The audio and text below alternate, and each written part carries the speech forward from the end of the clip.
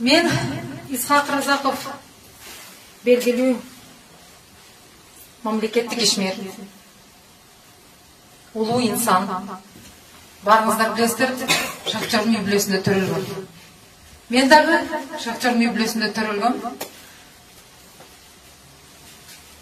Атам шахта банкрот болду, миграция кетүүгө аргасыз болгон.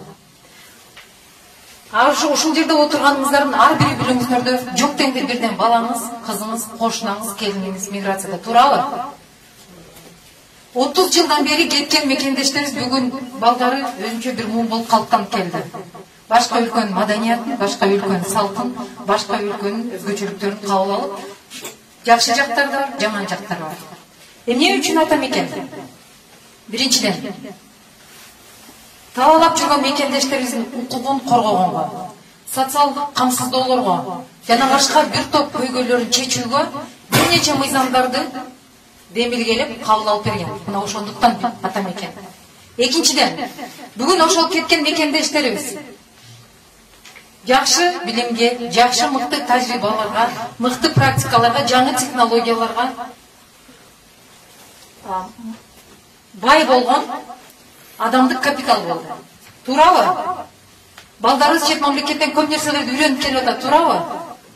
Мына ушул адамдык капиталды, анан алардын акчалай мүмкүнчүлүгүн, жөнөкөй айтканда инвестицияларды биз бүгүн Кыргызстанда эффективдүү, жакшы пайдалана албай аткандыгыбыз өкүндүрөт. Эмне үчүн биз аны пайдаланышыбыз керек? Баткен облусу жана жогоруда айтылган чындыгында көптөгөн көйгөйлөрдүн мекени десем адашпайм. Биз Баткен облусу Кыргызстандын чети эмеспиз. Баткен облусу Кыргызстандын башы. Мына ушуга биз өзгөчө басым жасашыбыз керек.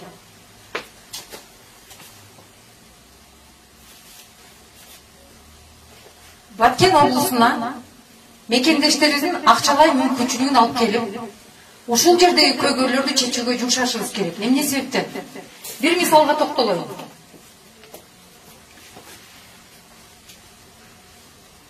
Жаңы Жер айыл өкмөтүндө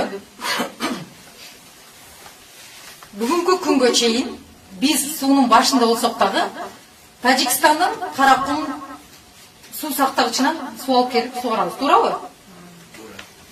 Ал сууну алып келип, биз ошол жердеги жердин кыртышын, жердин сапатын төмөндөткөнүбүз менен эч кимдин иши жок. Калпайтсам айтыңыздар, калпайт атасыңдар. Анан бул жерде негизги маселе биз ага акчады төлөп атабыз.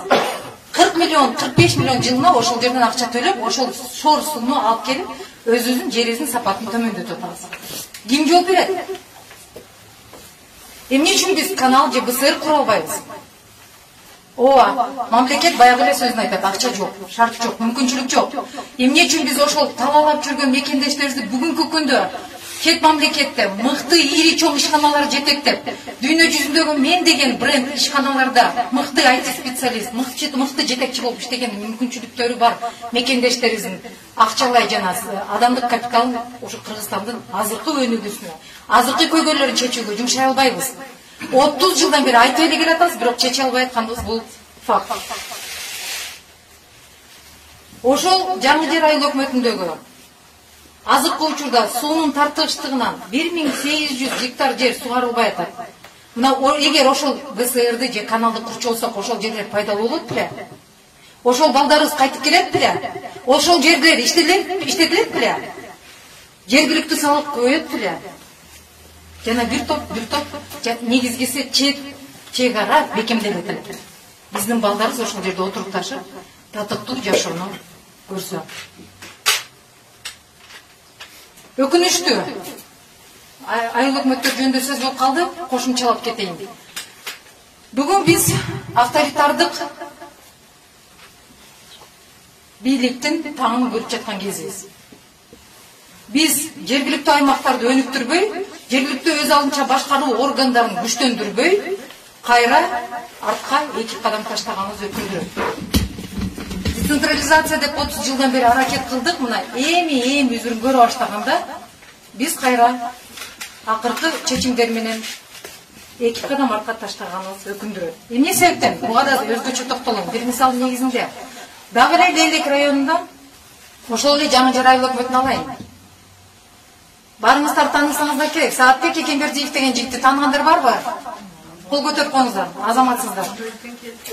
Ошол жерден келдиңиздер, абдан жакшы, кубанычтамын. Ошол жигиттин эмгегине бир ооз учкай токтолуп кетейин. 30 жылдан бери айыл өкмөттөр дотацияда. Мамлекет кошумча акча берет ар дайым.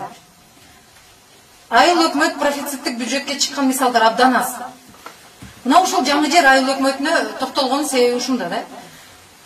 7 жыл иштеди ошол жигит. Депутат болуп шайланып келди. Анан 7 жыл айыл өкмөт болуп иштегенде социалдык инфраструктураны абдан мыкты деңгээлге чыгарып койду. Туурабы эжекелер?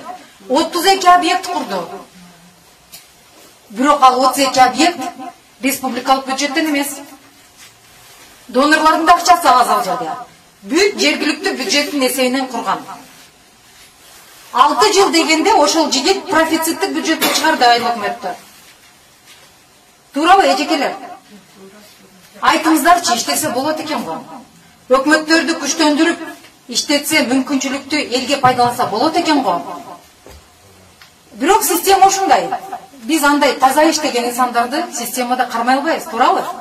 Мынакей Али мырза айткандай эле. Коррупцияга каршы турсак, өзүбүздү кошо система сындырып атат. Биз өнүккөн, эркин, коррупциясы жок өлкө куруш үчүн белди бекем бууп чыккан адамдарбыз. Урматтуу жердештер, албетте айтчу болсоң маселе абдан көп. Көйгөй андан да көп. Бирок ушул акыркы чыккан указдарга баса белгилеп кеттим. Жергиликтүү өз алдынча органдарын абдан биз өзгөчө бир чоң мааниге ээ болгондугу менен жергиликтүү бюджетке 70%-дан кем эмес акчасын калтырууну дагы сунуш этем.